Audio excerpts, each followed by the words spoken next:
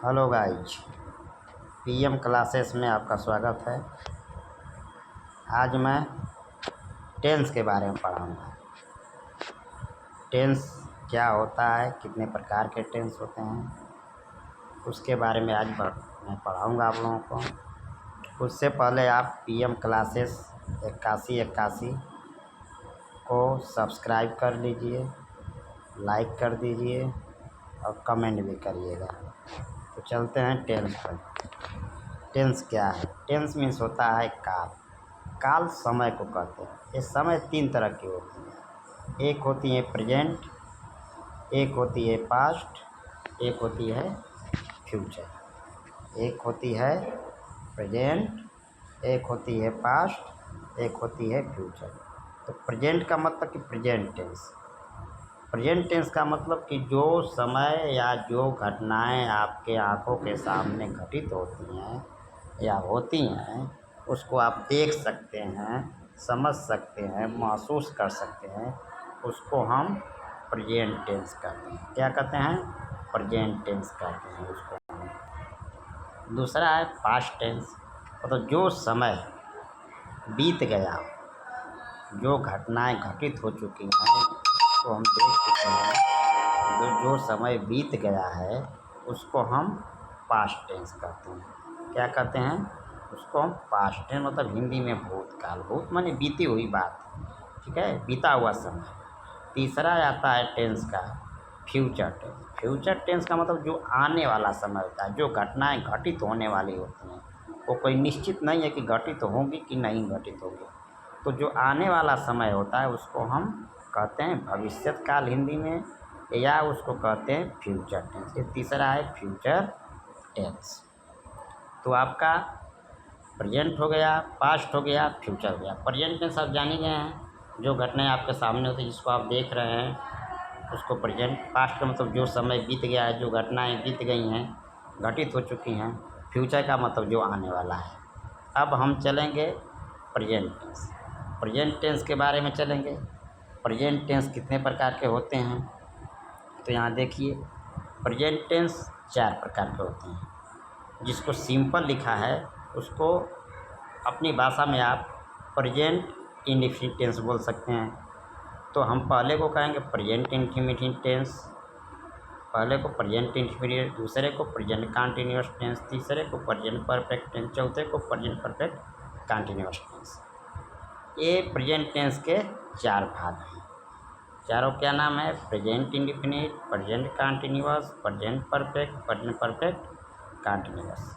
उसी तरह से आप आ जाइए भूतकाल। भूतकाल का मतलब पास्ट टेंस में। पास्ट टेंस में भी उसी तरह है, past indefinite, past continuous tense, past perfect tense, past perfect continuous tense.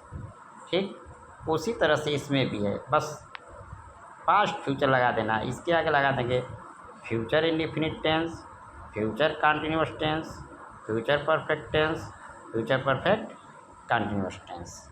ठीक, अब हम पढ़ेंगे कि प्रेजेंट इंडेफिनिट टेंस। इस प्रेजेंट टेंस का पहला भाग पढ़ेंगे, प्रेजेंट इंडेफिनिट टेंस। तो प्रेजेंट इंडेफिनिट टेंस को कैसे पहचानेंगे? प्रेजेंट प्रेजेंट इंडेफिनिट टेंस को पहचान क्या है? प्रेजेंट इंडेफिनिट टेंस को कैसे जानेंगे कि ये प्रेजेंट इंडेफिनिट टेंस है? तो इसकी पहचान यह है कि जिस वाक्य के अंत में, जैसे आपका वाक्य हो गया कि राम आम खाता है, राम आम खाता है, तो यहाँ से लेकर ये पूरा आपका क्या हो गया? एक वाक्य हो गया है। ये पूरा आपका क्या हो गया? ये एक वाक्य हो गया कि राम आम खाता है। राम के यहाँ से आम का खाता तक एक वाक्य हो गया। ठीक है, तो हमको पहचानना है कि प्रेजेंट इंडेफिनिट टेंस कैसे जानेंगे किया है। तो जिस वाक्य के अंत में, वाक्य आपका तो दिखाई दिए, अब हम आपको एक सेंटेंस लिख कर दिखा रहे हैं प्रेजेंट इंडेफिनिट टेंस का। देखिए मैं अभी लिख रहा हूँ। देखिए, जैसे है कि राम आम खाता है। ये आपका वाक्य हो गया है कि राम आम खाता है। यहाँ से लेकर यहाँ तक वाक्य है। तो हम कहाँ है कि प्रेजेंट इंडिफिनिटेंस की पहचान होती है। जिस वाक्य के पूरा वाक्य वाक्य हो गया और जिस वाक्य के मुख्य क्रिया के अंत में ता ते ती के बाद हाँ वो आ जाता है। तो खाता है आपकी मुख्य क्रिया है। मुख्य क्रिया हमेशा ये वाक्य है, वाक्य के लास्ट में होती है, इधर होती है। मुख्य क्रिया इधर होती है, हमेशा इधर होती है। तो इसमें कह रहे हैं कि जिस वाक्य के अंत में वाक्य में क्या ता ते ती के बाद क्या आए, ता ते ती के बाद आए हूँ हो आ जाए। ता ते ती के बाद क्या है हम। देखिए इसमें से इस तीनों में से कोई एक आया है मुख्य क्रिया में खाता, ता आ गया, यहाँ ता आया है, यहाँ ता आया है। ठीक हाँ यूँ हो में से कोई एक आया, हाँ है आया है, यहाँ पे है आया है। तो जब मुख्य क्रियाकर्म में ता ते ती के बाद, ता ते ती के बाद हाँ हूँ हो में से कोई एक आ जाए, ता ते ती में से कोई एक आ जाए, तो समझिए कि क्या है, प्रेजेंट इंडिफिनिट टेंस है। प्रेजेंट इंडिफिनिट टेंस है। समझिए कि प्रेजेंट इंडिफिनिट टेंस है। इसको कैसे बनाएंगे, बनाने का नियम देख लीजिए।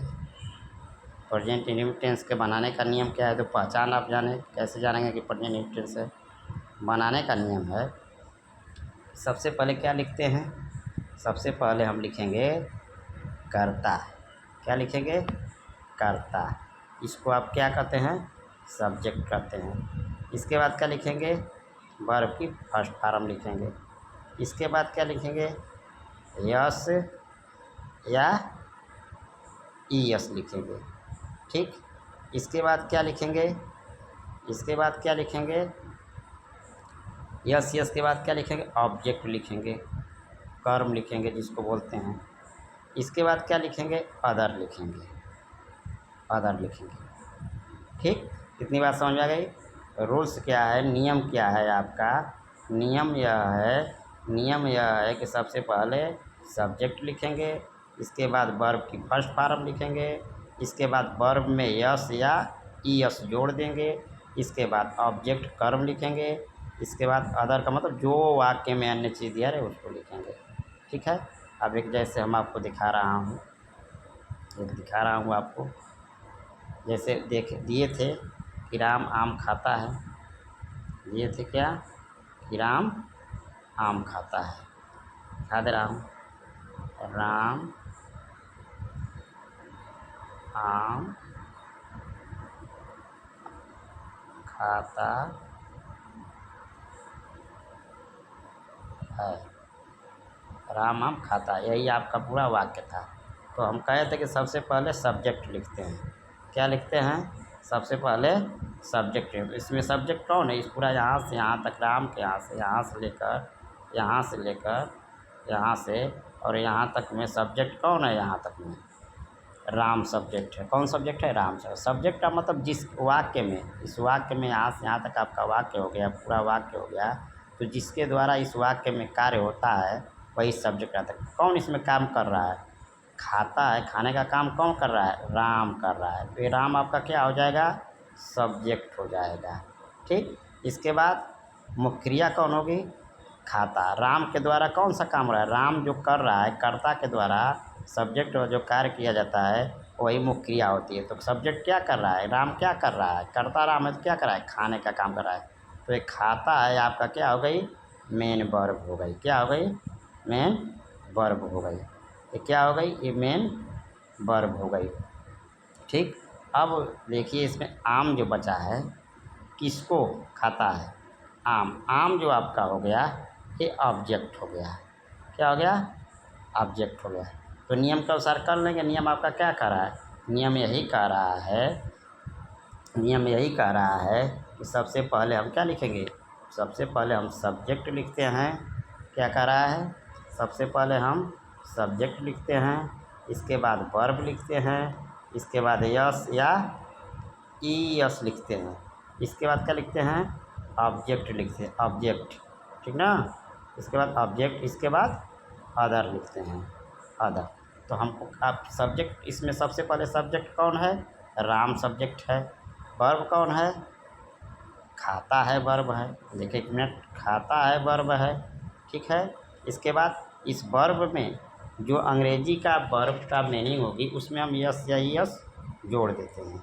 इसके बाद अन्य चीज़ें, अरे अदर्स, अदर्स आपका आम हो गया, ऑब्जेक्ट, अदर्स नहीं ऑब्जेक्ट, ऑब्जेक्ट आपका राम हो गया, अरे आम हो गया, ऑब्जेक्ट आपका आम हो गया। अन्य चीज़ें इसमें दिया नहीं है, अन्य चीज़ें जो बाकी इसमें रहेगी उस अन्य चीज़ें में आ जाता है।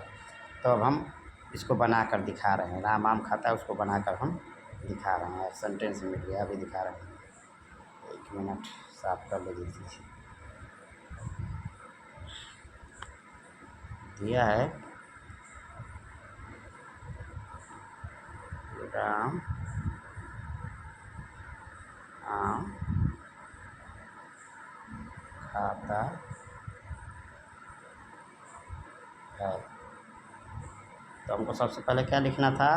हमको सबसे पहले सब्जेक्ट की अंग्रेजी, इसके बाद वर्ब की अंग्रेजी, इसके बाद यस या यस, इसके बाद अदर्स, अरे ऑब्जेक्ट, इसके बाद अदर्स। तो इसमें हम सब्जेक्ट कौन है? इसमें सब्जेक्ट राम है, तो राम की अंग्रेजी लिख देंगे राम, RAM, ठीक। इसके बाद वर्ब कौन है? बताएं कि वाक्य अंत में खाता वर्ब है, तो ईट बने खाना, EAT, ईट बने खाना। इसके बाद हम बताएं कि यस या ES में से कोई एक जोड़ेंगे, या तो यस या तो ES।